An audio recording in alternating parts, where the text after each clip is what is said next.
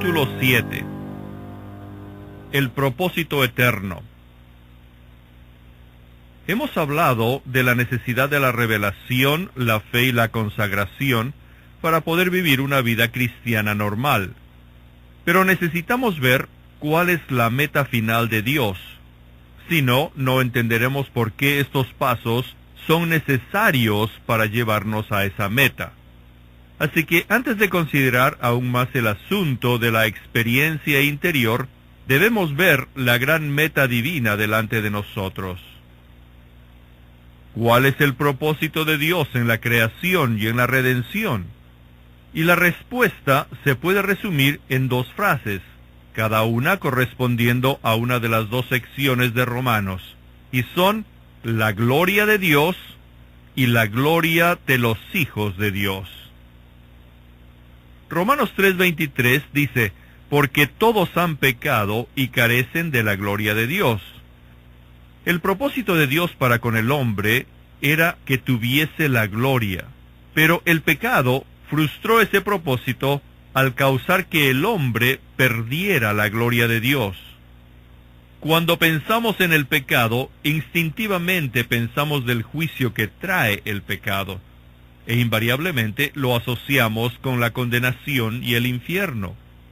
El hombre siempre piensa en el castigo que recibirá si peca, pero Dios siempre piensa en la gloria que el hombre va a perder si peca. El resultado del pecado es que perdemos la gloria. El resultado de la redención es que una vez más estamos calificados para obtener la gloria. El propósito de Dios en la redención es gloria, gloria y gloria.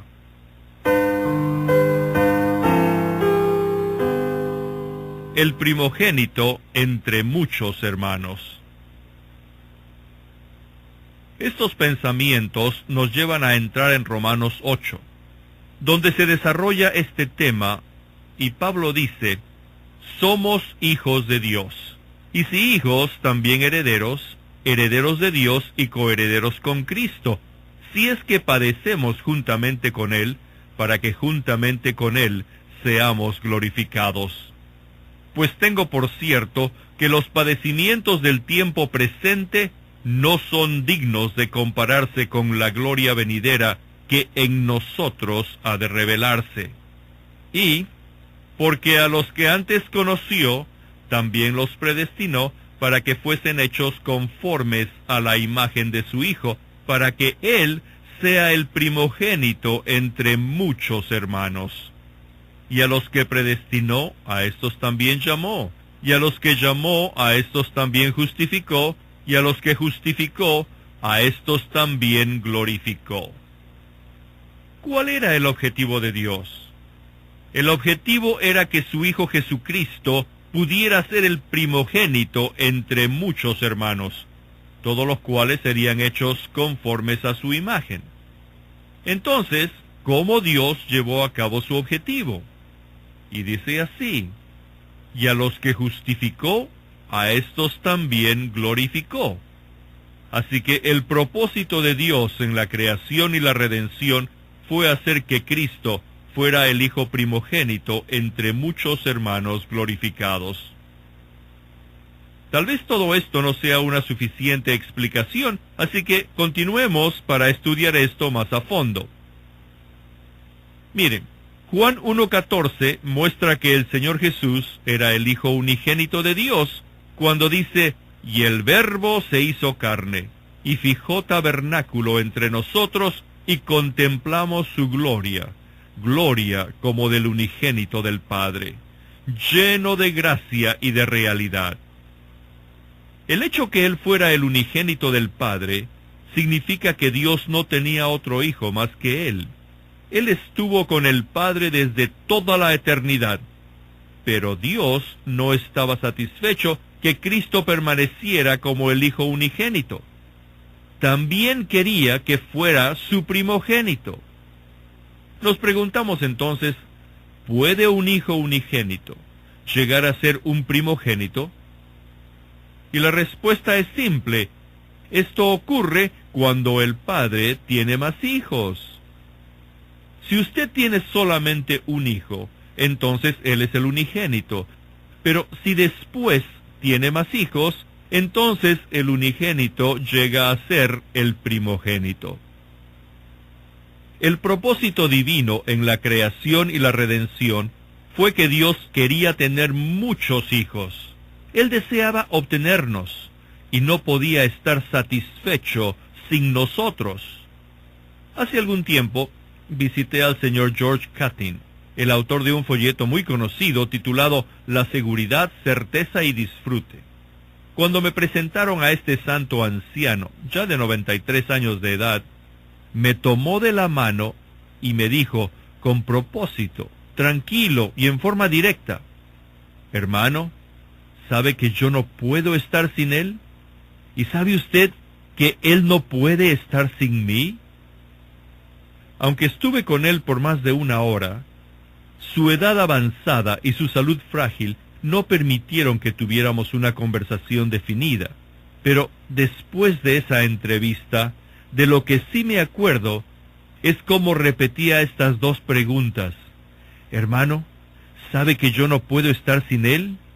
¿Y sabe usted que él no puede estar sin mí?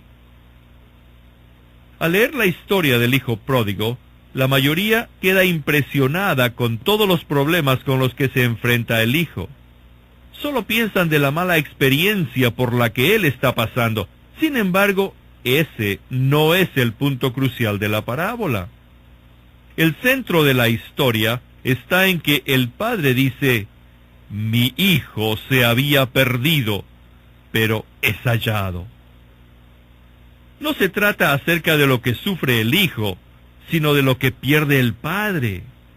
Él es el que sufre, y es el que pierde. Si se pierde una oveja, ¿de quién es la pérdida? Por supuesto, la pérdida es del pastor. Si se pierde una moneda, ¿de quién es la pérdida? Claro que sí, la pérdida es de la mujer. Si se pierde un hijo, ¿de quién es la pérdida? La pérdida es del padre.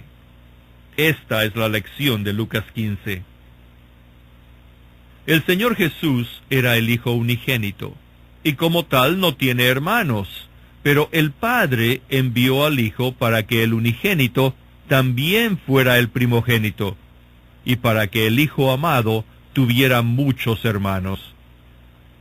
Esta es toda la historia de la encarnación y la cruz, y este es el cumplimiento del propósito de Dios al llevar muchos hijos a la gloria. En Romanos 8:29 se mencionan muchos hermanos, y en Hebreos 2:10 los muchos hijos. Desde el punto de vista del Señor Jesús, son hermanos. Desde el punto de vista de Dios el Padre, son hijos. Estas dos palabras implican madurez. Dios está buscando hijos maduros, pero no para allí. Hay aún más. Él no quiere que sus hijos vivan en un granero, en una cochera o en un campo. Él desea que vivan en su casa. Él quiere que compartan su gloria. Esta es la explicación de Romanos 8:30, que dice: a los que justificó, a estos también glorificó. La meta de Dios en tener muchos hijos es la filiación, la cual es la expresión completa de su Hijo. Pero ¿cómo Él puede producir esto? Al justificarlos y glorificarlos. Esta es la meta de Dios al tratar con ellos, y nunca se detendrá hasta lograrlo. Él se propuso tener hijos y que éstos llegaran a ser maduros y responsables con Él en gloria. Dios ha preparado todo el cielo para que fuese poblado con hijos glorificados. Ese fue su propósito al redimir al hombre.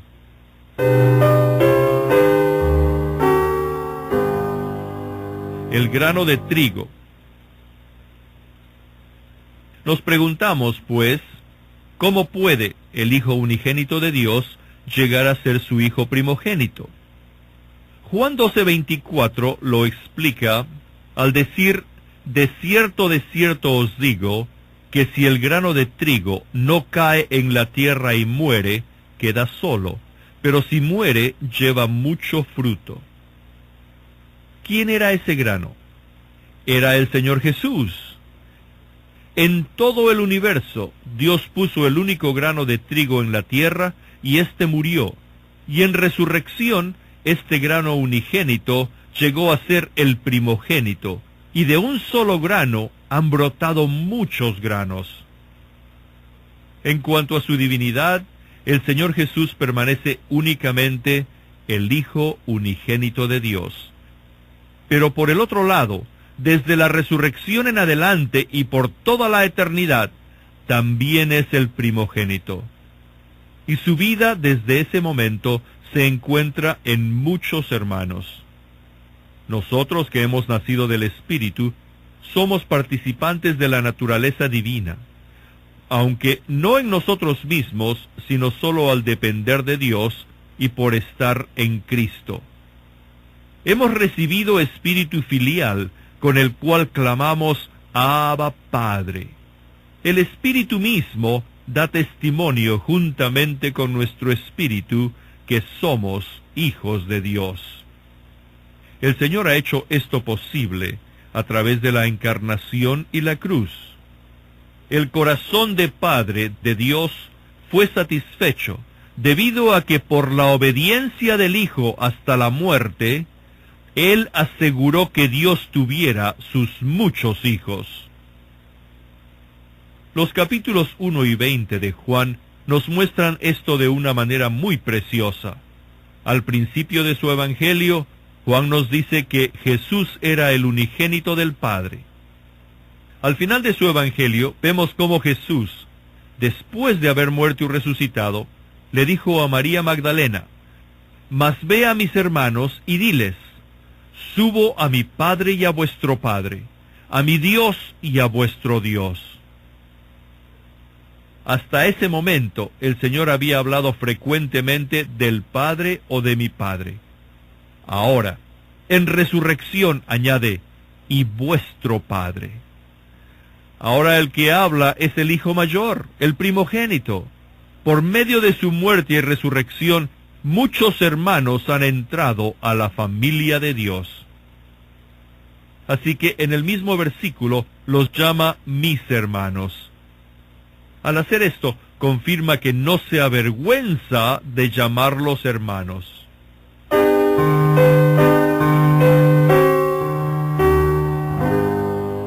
La elección que confrontaba a Adán. Dios sembró muchos árboles en el huerto de Edén, pero en medio del huerto, es decir, en un lugar de especial importancia, Él plantó el árbol de la vida y el árbol de la ciencia del bien y del mal. Adán fue creado inocente, no tenía conocimiento del bien ni del mal. Imagínense, un hombre maduro, de unos 30 años, que no tiene ningún sentir de lo que es correcto o incorrecto, y ninguna facultad para diferenciar entre los dos. ¿No diría que tal hombre está carente de desarrollo? Pues Adán era exactamente así. Y Dios lo llevó al huerto y le dijo, «Ahora el huerto está lleno de árboles, lleno de frutos, y del fruto de cualquier árbol puedes comer libremente. Pero en medio del huerto hay un árbol, llamado el árbol de la ciencia del bien y del mal. No debes comer de ese árbol, porque el día que comas de él, ciertamente morirás. Pero acuérdate que el nombre del otro árbol que está allí cerca es vida». ¿Cuál es el significado de estos dos árboles? Adán fue creado neutral en cuanto a la moralidad. No era pecador ni santo, sino inocente. Dios colocó estos dos árboles allí para que Adán ejerciera su libre albedrío. Podía escoger entre el árbol de la vida o el árbol de la ciencia del bien y del mal. Ahora, el conocimiento o la ciencia del bien y del mal, aunque estaba prohibida para Adán, no era malo en sí mismo. No obstante, sin ella, Adán se encontraría limitado, en el sentido de que no podría decidir asuntos morales por él mismo. El juzgar si algo es bueno o malo no estaría en sus manos, sino en Dios, y lo único que podría hacer cuando se encontrara con alguna pregunta era referírsela a Jehová Dios. Debido a esto, su vida en el huerto dependería totalmente de Dios. Estos dos árboles representan dos principios profundos. Representan dos niveles de vida, la vida divina y la vida humana. El árbol de la vida es Dios mismo, porque Dios es vida. Él es la vida más alta que existe, y Él es el origen y la meta de la vida. Pero, ¿qué es el fruto? Bueno, el fruto es el Señor Jesucristo. Usted no puede comerse el árbol, pero sí puede comer el fruto. Nadie puede recibir a Dios directamente como Dios, pero podemos recibir al Señor Jesús. El fruto es la parte comestible, la parte del árbol que se puede recibir. Así que se puede decir, de manera reverente, que el Señor Jesús es verdaderamente Dios, de una forma que se puede recibir. Nosotros podemos recibir a Dios en Cristo. Si Adán hubiera comido del árbol de la vida, hubiera participado de la vida de Dios. Debido a esto, llegaría a ser un hijo de Dios, en el sentido de tener dentro de él una vida que se derivaba de Dios. Allí existiría la vida de Dios en unión con el hombre, un linaje de hombres con la vida de Dios dentro de ellos, quienes viven constantemente dependiendo de Dios para obtener esa vida. Pero, de manera contraria, si Adán hubiera tomado del árbol de la ciencia del bien y del mal, se hubiera desarrollado como un hombre natural, separado de Dios, y al ser autosuficiente tendría en sí mismo la facultad de juzgar de una manera independiente, pero no tendría la vida que procede de Dios. Estas eran las alternativas que estaban enfrente de él. Al escoger el camino del Espíritu, el camino de la obediencia, llegaría a ser un hijo de Dios, viviendo en dependencia de Dios por su vida. Pero al tomar la ruta natural, llegaría a ser un ser autosuficiente que podría juzgar y actuar separado de Dios. Claro, la historia de la humanidad es el resultado de la elección que hizo.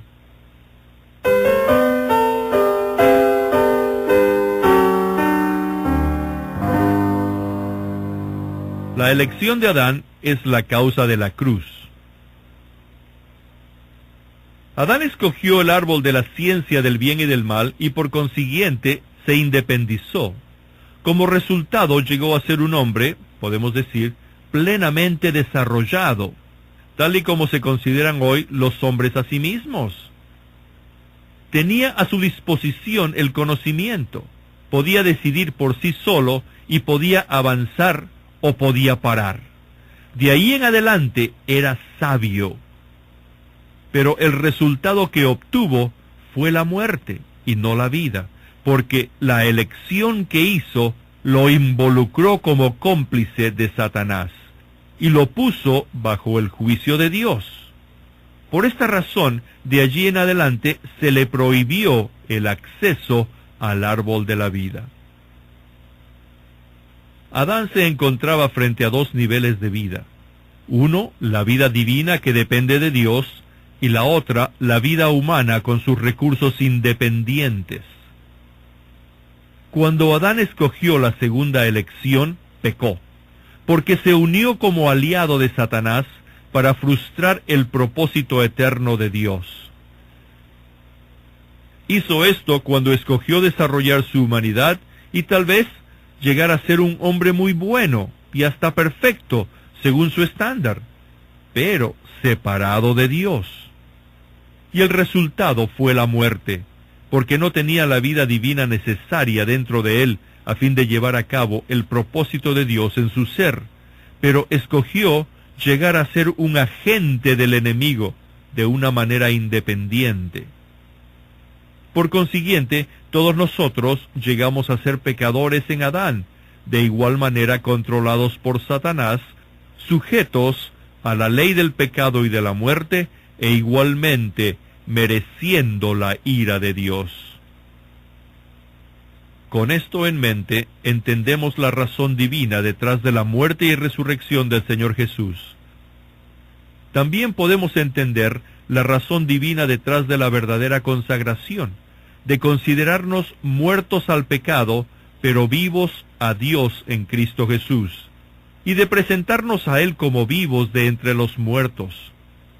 Todos debemos ir a la cruz, porque lo que está en nosotros por naturaleza es la vida del yo, que está sujeta a la ley del pecado. Adán escogió la vida del yo en vez de una vida divina, así que Dios tuvo que recopilar todo lo que estaba en Adán y eliminarlo. Nuestro viejo hombre ha sido crucificado. Dios nos ha puesto a todos en Cristo y ha crucificado al postrer Adán, por lo que todo lo que pertenece a Adán ha muerto. Cristo resucitó en una forma nueva, aún con un cuerpo, pero en el espíritu y no en la carne. El postrer Adán, dice 1 Corintios 15:45, fue hecho espíritu vivificante. El Señor Jesús ahora tiene un cuerpo resucitado, un cuerpo espiritual, un cuerpo glorioso, y debido a que ya no está en la carne, ahora puede ser recibido por todos. Jesús dijo, el que me come, él también vivirá por causa de mí. Los judíos se repugnaron al pensar en comer su carne y beber su sangre, y claro, no lo podían recibir en ese entonces porque aún estaba literalmente en la carne. Debido a que ahora Él está en el Espíritu, cada uno de nosotros podemos recibirlo, y es al participar de su vida de resurrección que somos constituidos como hijos de Dios.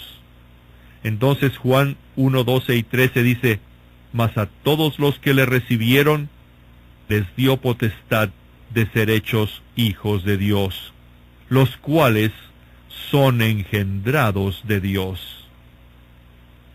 Dios no se ha propuesto reformar nuestras vidas.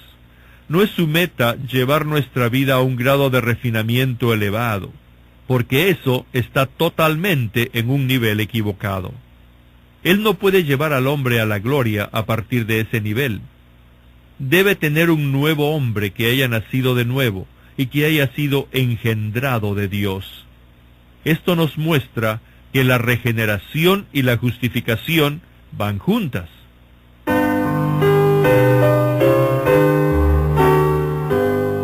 El que tiene al Hijo tiene la vida. Existen varios niveles de vida. La vida humana se encuentra entre la vida de los animales y la vida de Dios. No podemos pasar al nivel superior ni al inferior. Y es más, la distancia que nos separa de la vida de Dios es mucho mayor que la distancia que nos separa de la vida de los animales. Un día, en la China, visité a un líder cristiano que se encontraba enfermo y en cama, al cual llamaré Mr. Wong, aunque ese no era su verdadero nombre. Era un hombre con mucha educación, tenía un doctorado en filosofía y se le respetaba mucho en toda la China por sus principios morales elevados.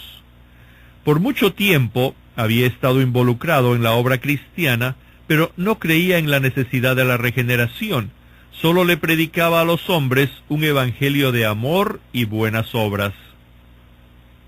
Cuando visité al señor Wong, él tenía un perrito al pie de la cama, y después de haberle hablado de los asuntos de Dios y del carácter de su obra en nosotros, le pregunté el nombre del perro, y me dijo que se llamaba Fido.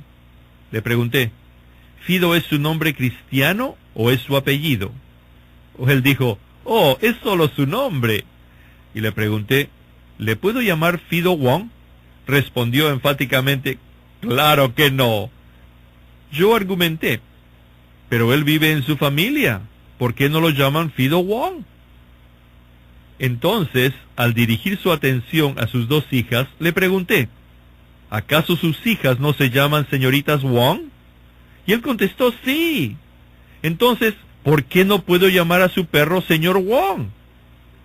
El doctor se puso a reír y yo continué. ¿Ve a lo que me refiero? Sus hijas nacieron en su familia y llevan su nombre porque usted les ha transmitido su vida. Su perro puede ser inteligente, se puede portar bien y puede ser totalmente extraordinario. Pero la pregunta no es si es que es un perro bueno o malo, sino simplemente si es un perro. No necesita ser malo para no ser miembro de su familia.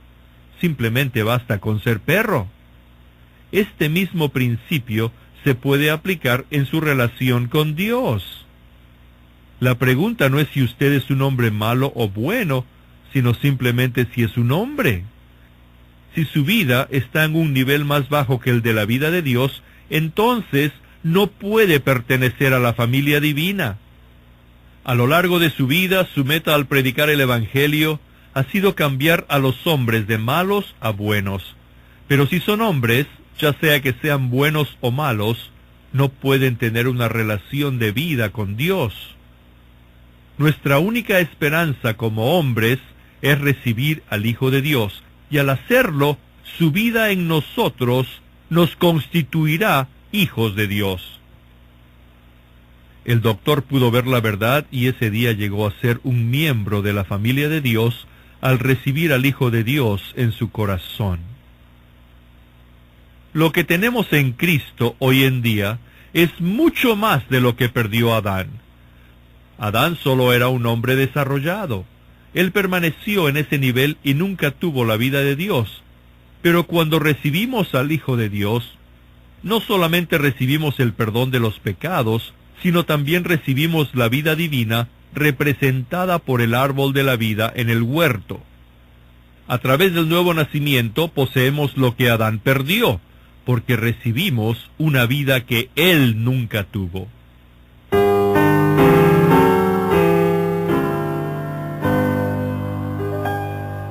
Todos de uno son. El deseo de Dios es obtener hijos que vayan a ser coherederos con Cristo en gloria. Esta es su meta. Pero ¿cómo la puede obtener? Veamos Hebreos 2, 10 y 11, que dicen, porque convenía a aquel, para quien y por quien son todas las cosas, que al llevar muchos hijos a la gloria, perfeccionase por los sufrimientos al autor de la salvación de ellos. Porque todos, así el que santifica como los que son santificados, de uno son, por lo cual no se avergüenza de llamarlos hermanos. Se mencionan dos grupos de personas aquí, a saber, muchos hijos y el autor de la salvación de ellos, o usando otras palabras, el que santifica y los que son santificados. Pero estos dos grupos de uno son. El Señor Jesús como hombre derivó su vida de Dios, y en otro sentido, pero igualmente verdad, nosotros derivamos nuestra nueva vida de Dios. Él fue engendrado del Espíritu Santo, y nosotros nacimos del Espíritu, engendrados de Dios. Así que Dios dice que todos de uno somos. La palabra de en griego significa procedente de.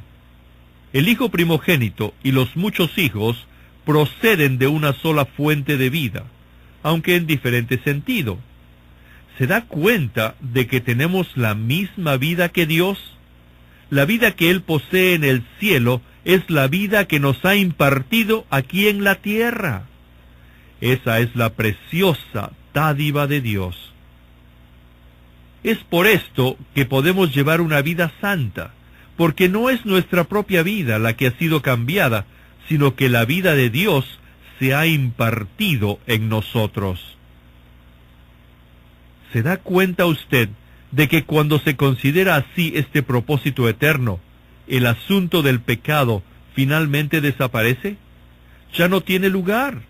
El pecado se introdujo con Adán, y aun si se trata con él como debe ser, solamente llegamos a donde estaba Adán. Pero la redención nos ha relacionado una vez más con el propósito divino, y nos ha restaurado el acceso al árbol de la vida. Así que nos ha dado mucho más de lo que tenía Adán. La redención nos ha hecho participantes de la misma